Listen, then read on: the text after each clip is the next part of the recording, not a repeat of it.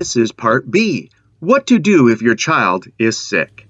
The following rules around illness have come to us from the London Health Sciences and the public health units within our region.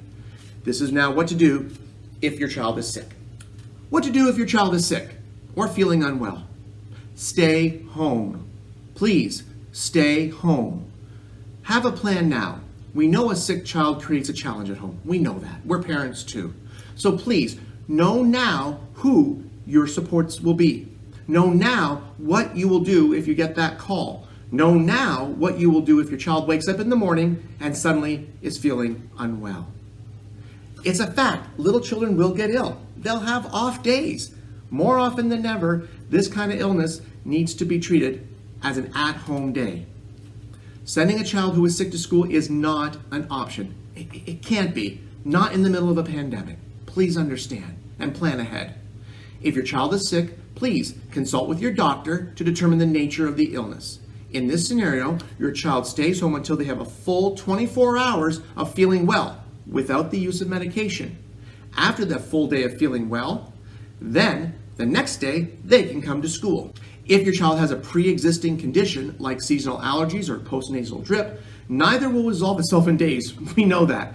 And they don't pose a contagious concern. So let the school know that the doctor has determined and affirmed the diagnosis of a pre-existing medical condition, and then of course your child can come back to school.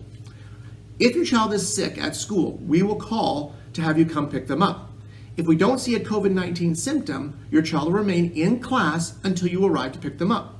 The protocol of consulting a doctor, etc., comes into full effect. As per health units' family decision-making tool, this is all part of their return to school. If your child exhibits COVID-19 symptoms, a fever, newer onset cough, shortness of breath, difficulty breathing, sore throat, runny nose or nasal congestion without a cause being known, difficulty swallowing, decrease of or loss of sense of taste or smell, nausea, vomiting, diarrhea, stomach pains, unexplained fatigue or malaise, chills, headache. Note, headache should be considered a COVID-19 symptom only when it's atypical for that individual. And of course, lastly, pink eye.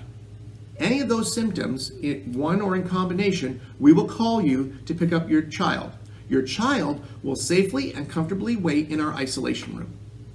A staff member in a gown, mask, gloves, and a face shield will supervise your child, reassuring them, not being alarmist, using our usual care and consideration, while we wait for your quick arrival. Again, have a plan.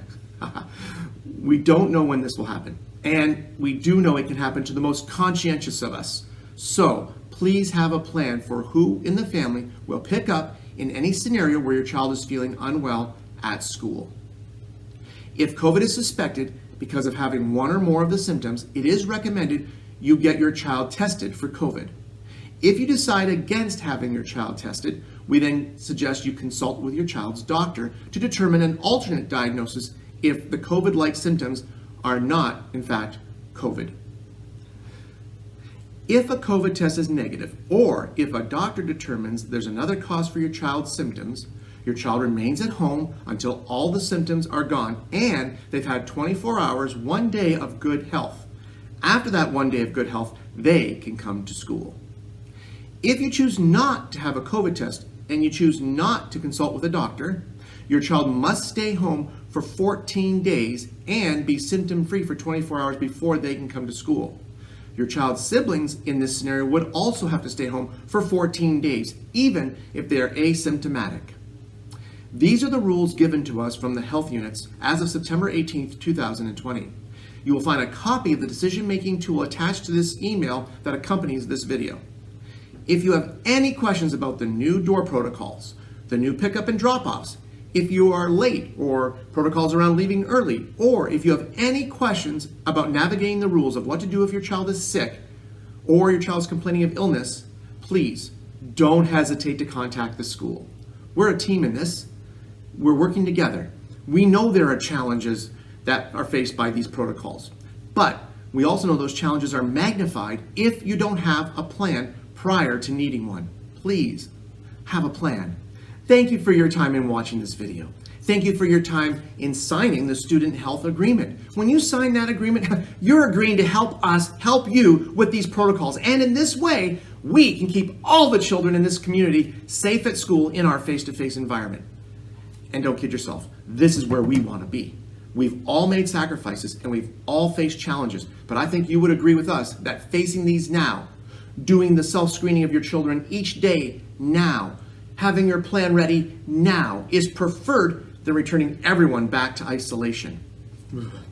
We want to stay in school. We want to teach your children, and we want to teach them here at school. And with your help, we can continue to make this happen in our community. We can make this a safe environment with your help. If you have any questions, again, don't hesitate to contact your school. We're in this endeavor together. Thank you again for your time and your attention. This is Mr. Scheich, signing off for now.